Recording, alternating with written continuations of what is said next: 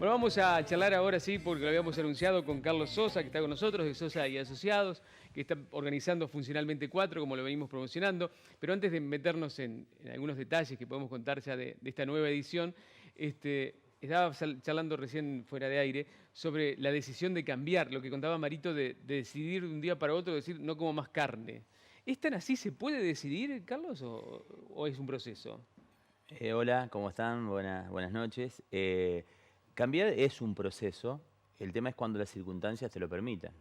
A veces hay circunstancias no fortuitas, imponderables, que nos encuentran en una situación de obligación. No es una elección, sino es una necesidad, una obligación cambiar. Ese cambio está movilizado por el miedo Una natural. enfermedad, por ejemplo. Una enfermedad.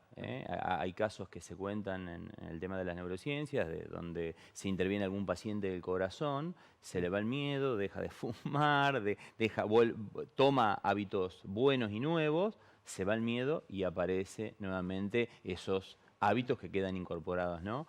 Pero a veces las circunstancias no nos obligan a cambiar y a veces hay una planificación, una proactividad con el cambio. Y ese es el cambio recomendable, el que uno puede madurar. A conciencia, un A poco. conciencia, porque lo planifica. Y ahí sí tenemos una decisión consciente y una decisión emocional. Un entusiasmo, que sería lo emocional, y una idea de cambiar para lograr un objetivo. Claro. Ahora, a veces es difícil cambiar cuando uno está más o menos bien. Sí, porque cuando uno está bien, dice, ¿para qué cambiar si estoy Sí. bien? Justamente eso es como una paradoja, pero el secreto tiene que ver justamente con revisar continuamente si estoy bien, pero puedo mejorar, o estoy en el tope de mis posibilidades, y en realidad uno siempre tiene áreas de mejora. Entonces tiene que ver la mitad llena del vaso, pero también las áreas de mejora o lo que tiene que seguir evolucionando. Porque a veces el estar bien, en la medicina también se dice, no soy de ese palo, pero los médicos dicen por ahí, no hay peor paciente que el que se siente bien.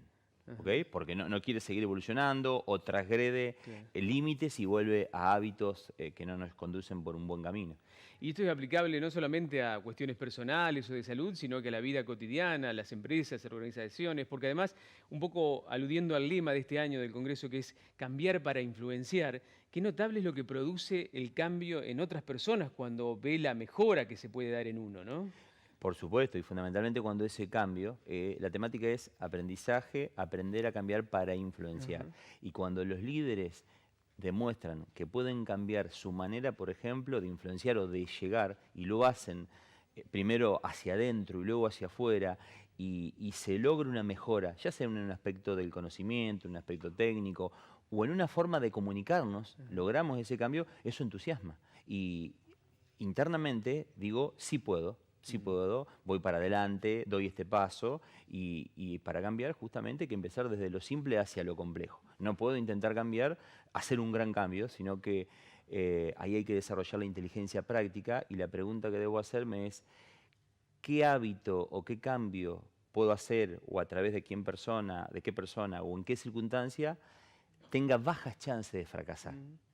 Entonces, si hago un cambio pequeño y sobre todo a veces mejorando un punto fuerte, tradicionalmente se apuntaba a trabajar sobre los aspectos débiles o sobre las personas que no eran buenas y nosotros los procesos de cambio que nos toca liderar, siempre hay que empezar a veces por el que tiene la actitud abierta o por un punto fuerte.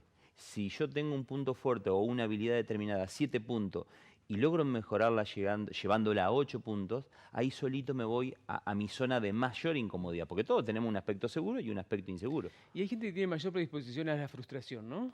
Exactamente, hay una competencia que en liderazgo se llama tolerancia a la presión y a la frustración. La frustración tiene que ver con el mundo del enojo y la presión con el mundo de alguna manera del miedo o de la ansiedad, digamos, ¿no? Ay, repetime eso, ¿cómo es la frustración? Que la frustración está dentro de la emoción de la familia del enojo. Ah, Todo cuando hablamos de ira, enojo, frustración, indignación, estamos dentro de la familia del enojo. Y el enojo tiene que ver con una expectativa que yo me formo para algo. enojarme con uno mismo, conmigo Enojarme mismo. conmigo mismo.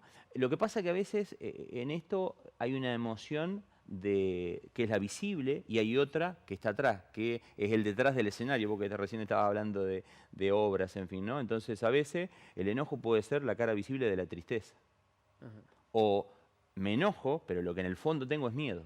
Entonces, siempre hay que encontrar a nivel emocional cuál es el invisible o el disparador o el causante de esa emoción de cabecera. A veces sí, es enojo simplemente, porque hay algo que me indigna, que me enoja, y ponerle la palabra, qué cosa me enoja, distinguir, estoy decepcionado porque no cumpliste con tal cosa, y ahí sí hay un enojo, pero a veces el enojo permanente tiene que ver con otra disposición o iniciación emocional, que puede ser la tristeza, el miedo, en fin. Uy, cómo me entusiasma hablar de todo esto y me da muchísimas más preguntas que siempre la televisión nos termina cercenando por cuestiones de tiempo. Pero para la próxima me gustaría preguntarte esto, que es muy común escuchar en esta época especialmente.